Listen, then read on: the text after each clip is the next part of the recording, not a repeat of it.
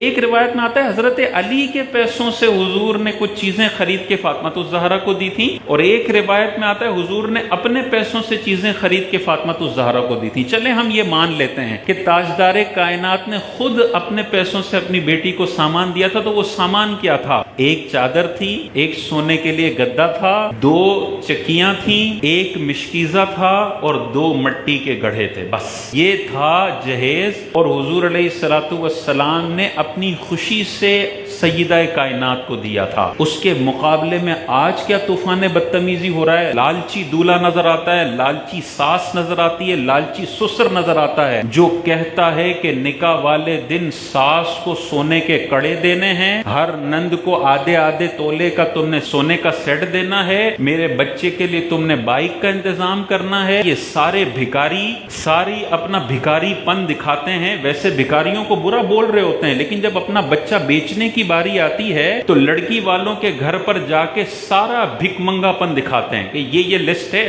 ہمارے یہاں تو یہ بھی رواج ہے، ہمارے یہاں مانگتے نہیں ہیں لیکن کہتے ہیں ہمارے یہاں یہ بھی رواج ہے، یہ بھی رواج ہے، یہ بھی رواج ہے۔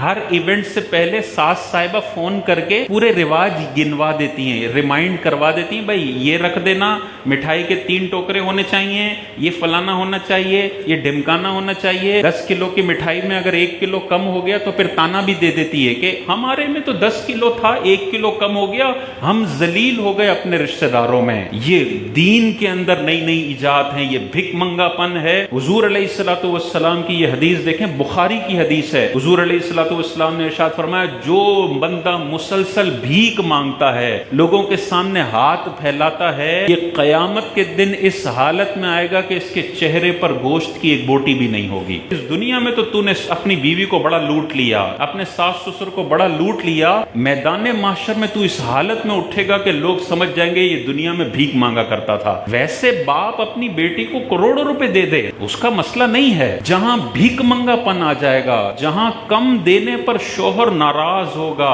چہرے پہ تیوری آ جائے گی، پسینہ آ جائے گا، لہجے میں غصہ آ جائے گا، یہ اس بات کی علامت ہے کہ تم کم دینے پر خوش نہیں ہو اور مانگ رہے ہو، سوال کر رہے ہو سامنے سے۔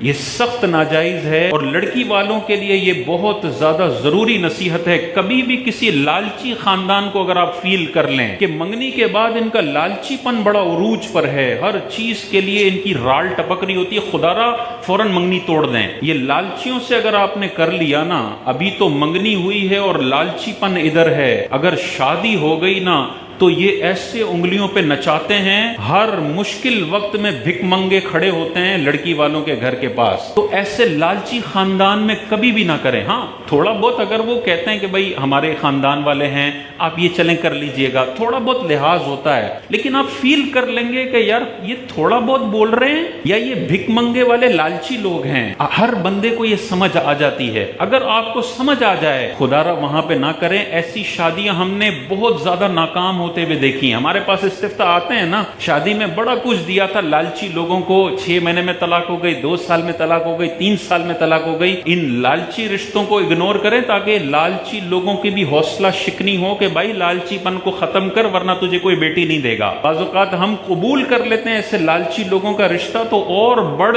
چڑھ کر ایسی پروڈکشن ہے وہ مارکیٹ میں آتی ہے۔ ہم حوصلہ شکنی کر دیں کہ بھائی ہماری جو مرضی ہوگی ہم بہت اچھا دیں گے، لیکن ڈیمانڈ کرنے کی کسی کو بھی اس طرح سے اجازت نہیں ہے کہ ہمیں لالچی پن نظر آئے۔